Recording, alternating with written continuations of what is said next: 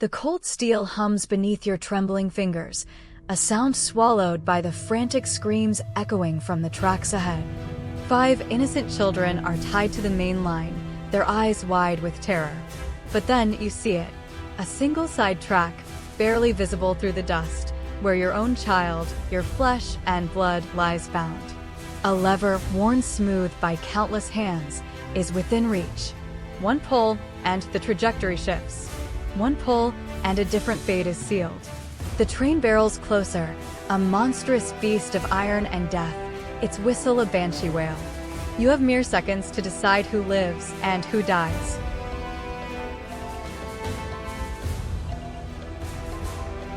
Can you live with the blood of 5 on your hands? Or can you condemn your own child to save strangers? What price redemption? What is the true weight of a parent's love when pitted against the world? 10, 9, 8, 7, 6, 5, 4, 3, 2, 1. This isn't merely a math problem, a grim equation of lives. This is a visceral confrontation with the core of human attachment, the primal instinct to protect your own kin. To choose your child is to act on an evolutionary imperative, yet it's to consciously condemn others. To choose the 5 is to transcend biological bonds for a greater good, but at what profound, soul-shattering cost to your own psyche? The guilt, the self-hatred. Regardless of the choice, the survivor carries a wound that may never heal, questioning the very definition of morality and self. Is a life more valuable because it is yours? The bunker's air grows thin, not just with oxygen, but with hope. Days blur into weeks, and the last of the rations vanished yesterday. Your children, gaunt and silent, watch you with vacant eyes, their tiny stomachs rumbling. Your partner's strength wanes, their breathing shallow. The only other living soul in this desolate concrete tomb is your loyal dog, a constant companion through the apocalypse. It whines softly, nudging your hand, oblivious to the monstrous choice clawing at your sanity. Its meat, you realize with a sickening jolt, could offer a few more days, a sliver of a chance. But at what cost?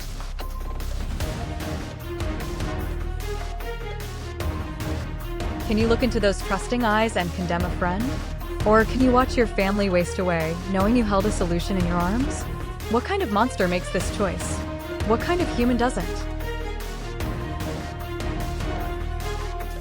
10, 9, 8, 7, 6, 5, 4, 3, 2, 1. This dilemma dissects the layers of companionship, survival, and the breaking point of human dignity. Is a pet merely property, a resource in dire straits? Or is it a family member whose life holds intrinsic value, even when weighed against human lives? The choice isn't just about sustenance, it's about what you're willing to sacrifice of your own humanity, your compassion, to preserve another form of humanity. The psychological scars of such a decision, whether you feast or starve, will gnaw at your soul, forever redefining the boundaries of love and necessity. The sterile scent of the hospital air is a cruel contrast to the chaos in your heart. Your child, frail and fading, lies hooked to machines, their breath a shallow whisper. There's a cure, a single vial of experimental medicine, tucked away in the hospital pharmacy. But then you learn the horrifying truth. It's not for your child. It's earmarked for another, equally innocent patient, whose parents are just as desperate, just as heartbroken. 1 vial, 2 lives. To take it is to give your child a fighting chance, but to condemn another to a swift, certain end. The clock ticks relentlessly, each second stealing more of your child's precious life.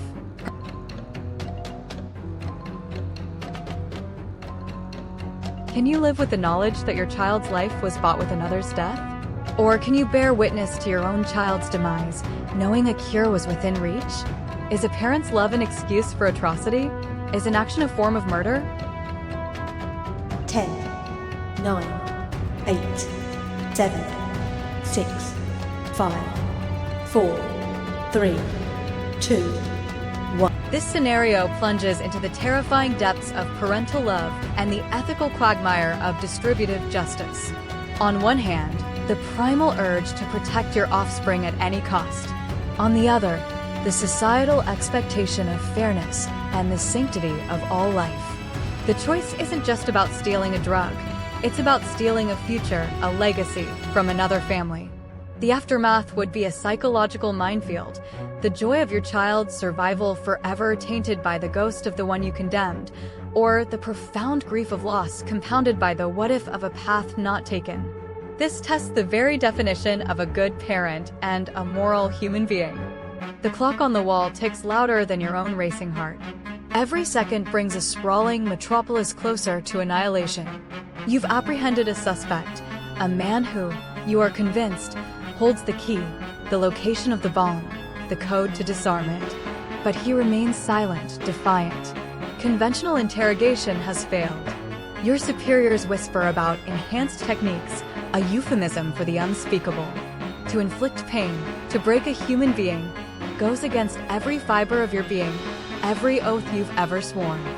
Yet, the images of millions dying, their screams echoing in the silent streets, burn in your mind.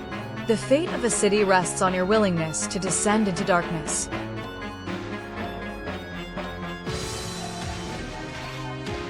Can you justify unimaginable cruelty for the greater good?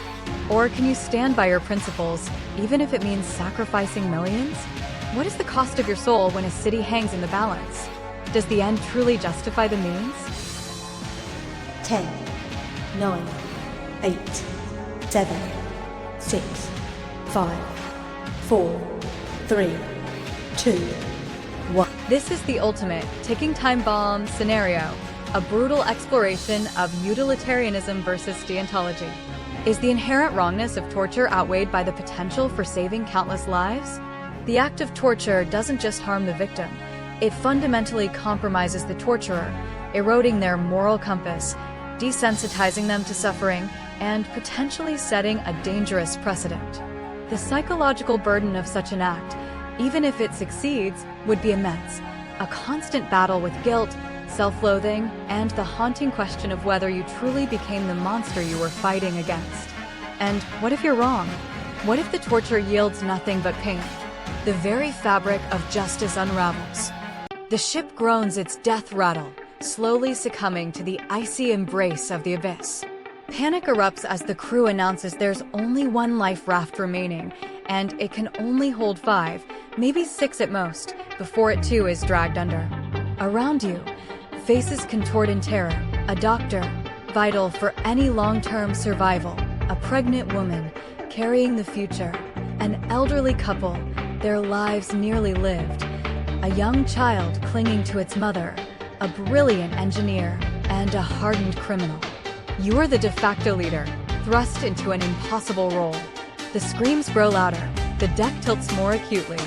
Who gets to live? Who do you condemn to the frozen depths? Your decision, made in mere moments, will echo in the silence of the ocean forever.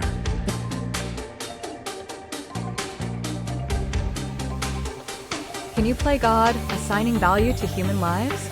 Or can you condemn everyone to certain death by refusing to choose? Is a life's worth determined by its utility? How do you live with the ghosts of those you send to their watery grave? 10, 9, 8, 7, 6, 5, 4, 3, 2, 1. This scenario strips humanity down to its most primal, forcing a direct confrontation with the concept of worthiness in the face of oblivion.